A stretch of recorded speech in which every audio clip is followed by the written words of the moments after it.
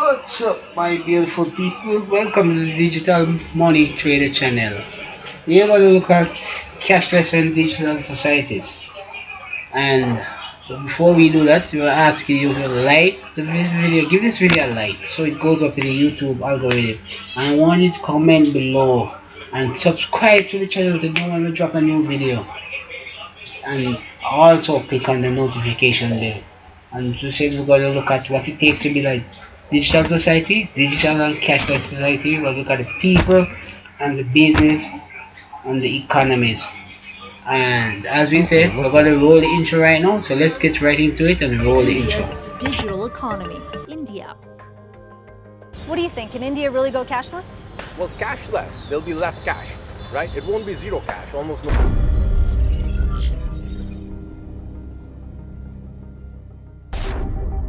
I have a father that is missing since 1988 on Father's Day. Every year, hundreds of thousands of people go missing. People like Natalie's father. The police told us the only thing we can do is report him missing. I was so upset.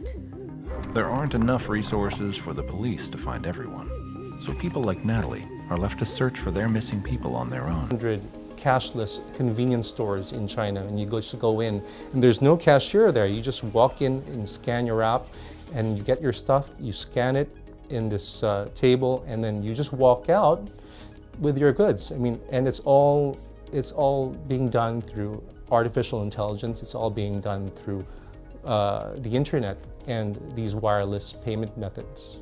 I went to one of these employee-less stores in Shanghai. All right, Steve, Long in the world is. including visit an unmanned store just with your face.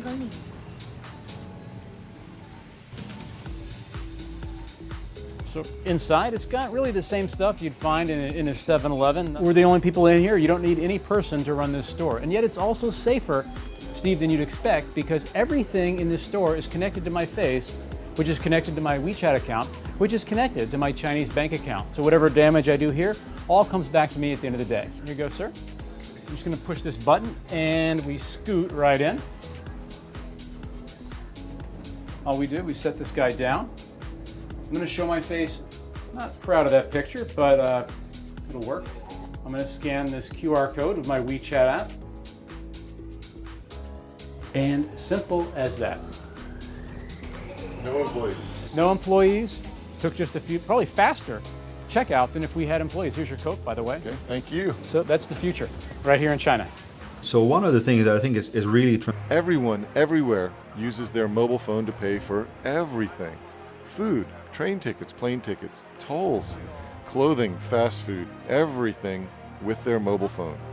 In fact, on our most recent trip, we tried to spend a few $100s buying souvenirs in a Shanghai bookstore, but they no longer accepted credit cards. Like coupons for meat, for eggs, for material to make clothing with. And you're lucky if you had one new outfit per Fabric year. coupons. Yes, exactly. I don't see any money changing hands here. I just see these signs. Exactly, it's so convenient. So Literally, is there any money changing hands at all? very little, I think. You'd have, you know, I've got my produce here, I've got my sunglasses, and I've got my phone. And this is why even pickpockets are becoming unemployed in China, because they can't steal phones because everyone's holding them. They can't steal money anymore. Nobody carries money. Right. And that is what is leading this new cashless society. You can see it in action everywhere, and many times it's paired with other really interesting new technologies. Okay, everyone, this next clip is from the World Economic Forum in 2017. Professor Kaki answering questions about the digital economy revolution that's going on. And remember, this is from 2017. And please do give this video a like, share, and subscribe to it. Subscribe to the channel, and let's get right into it. Professor Kaku. Professor Kaku, you've been a leading forecaster of technology for most of your career. What do you think about the digital revolution that we've seen so far? Where is it going, and how might it interact with other forms of technological revolution in science, such as biotechnology? Well, in the coming years, computer chips will cost as little as a penny. That's cheaper than garbage. cheaper than scrap paper. So computer chips will be everywhere and nowhere, including our contact lenses. So when we put on our contact lenses and blink, we will go online. And who were the first people to buy internet contact lenses? College students taking final examinations. This means that my students will blink and they will not have to memorize all the things I've been talking about. This is going to revolutionize education because we cannot force students to memorize things that they can simply blink and get. And then if you feel sick, you will blink and see RoboDoc. RoboDoc is artificially intelligent, talks to you in plain English or Russian or whatever, speaks any language, accesses the entire internet for sound medical advice, almost for free. This is going to revolutionize the medical establishment. We'll still have doctors, but doctors will use RoboDoc as an aid. And if you're in a car accident in a foreign country, you don't speak the language, you'll talk to your wristwatch and talk to RoboLawyer. RoboLawyer understands the law in any country, in any language. In fact, I personally believe that artificial intelligence, the robotics industry, will eventually become bigger than the automobile industry of today, because your automobile will become a robot. You will talk to it. You will argue with it. You'll have discussions with your car about the best route to take. And when you want to park the car, you simply tell your car, park yourself. And the car parks itself. This is going to revolutionize urban economics when you don't have to worry about parking anymore. And then the next organ to be digitized is the brain. You may not know this, but 2 years ago, scientists were able to upload the first memories. Memories can now be uploaded and downloaded. This makes possible BrainNet. BrainNet could be the next step in the evolution of the internet. Instead of zeros and ones, instead of text, you'll put emotions, feelings, sensations, memories. Teenagers will go crazy. Teenagers put happy faces at the end of every sentence. Why bother to do that when you can put the emotion of your first dance, your first kiss, your first whatever right there on the internet? And so in the future, when you walk into a room, you will mentally command the internet. You'll take dictation mentally. You'll turn things on, turn things off, communicate with other people. People will think of you as a wizard of some sort, mentally communicating with everything around you.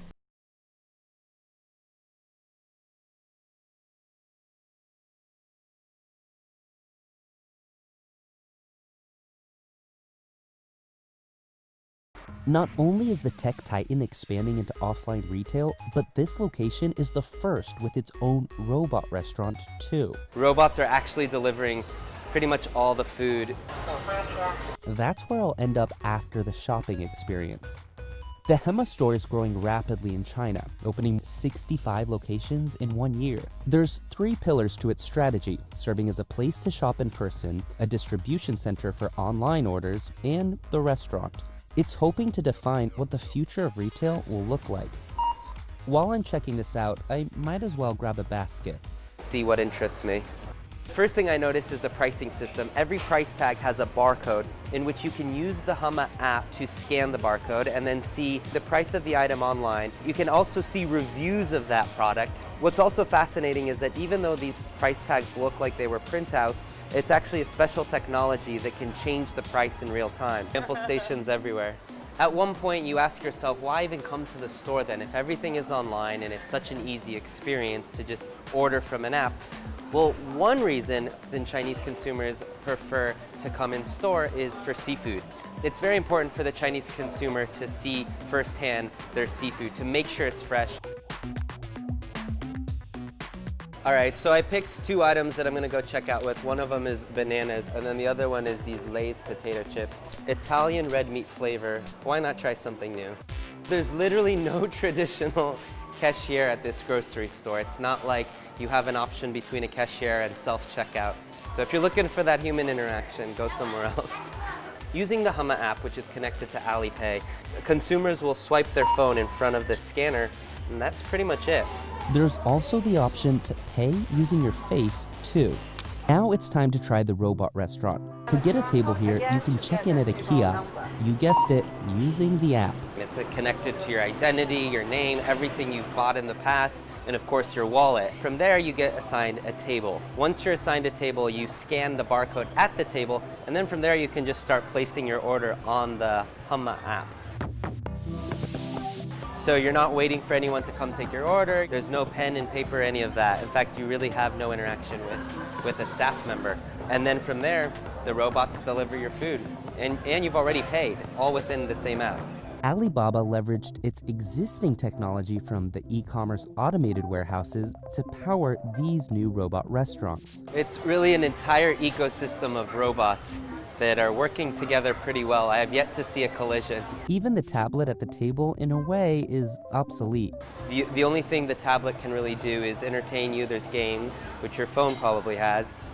You can call for a server if you need. You can use the tablet for that. And then there's also a demo of how the robots work as well. The robots can't handle everything, though. For complicated dishes like soups, that'll require a human server. What do you think happened?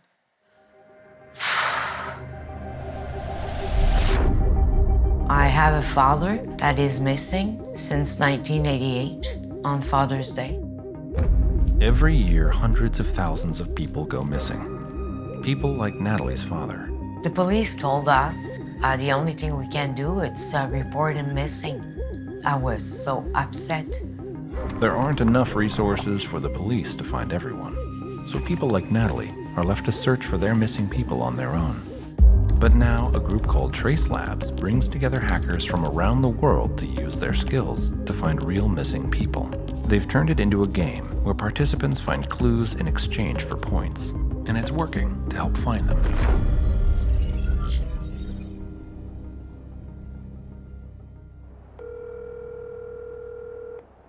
One night, my best friend called me and said, "Hey, Natalie, did you hear about Trace Lab?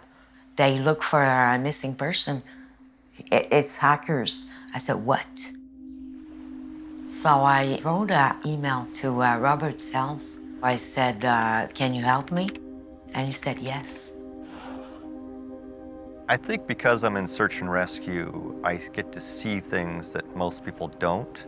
I get to see all the people that go missing, and as I was paying attention to that, I noticed that there's a lot of people that go missing that we never look for. I always wondered, who's looking for those people if I'm not?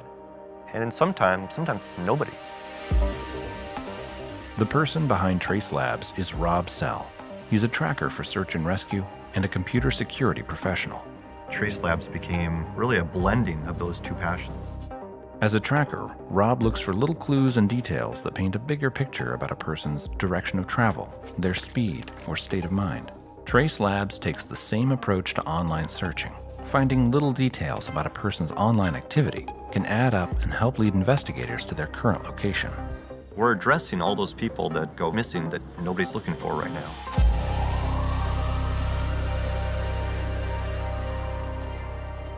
Rob started Trace Labs as a way to educate people and get them involved in the process of open source intelligence gathering, or OSINT.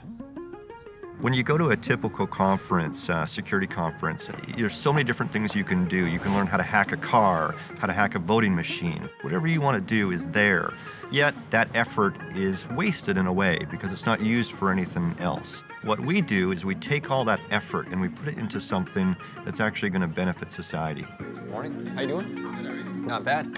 Rob Sell. Nice to meet you, Chris. Rob organizes events like this Capture the Flag game, where participants use OSINT techniques to collect data that could be used to help find missing people.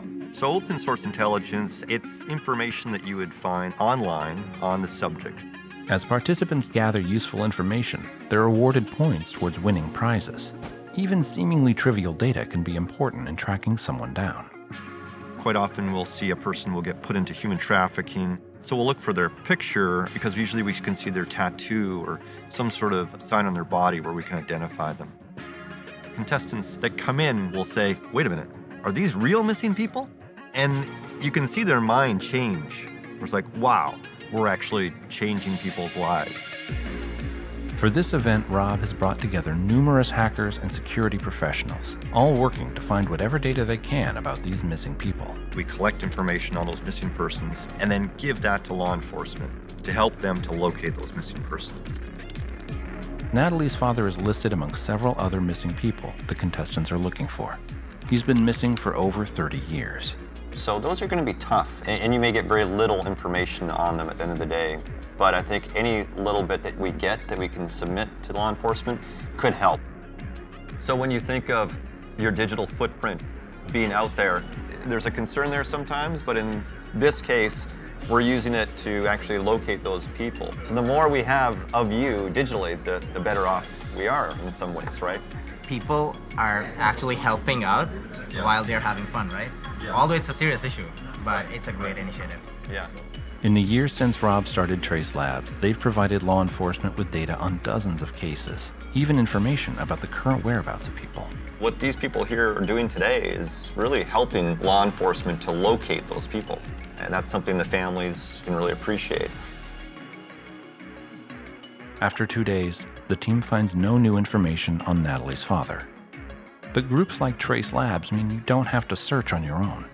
He's still listed, and contestants are still looking for any data they can find. Sharing that burden, for even a day or two, can make all the difference in the world.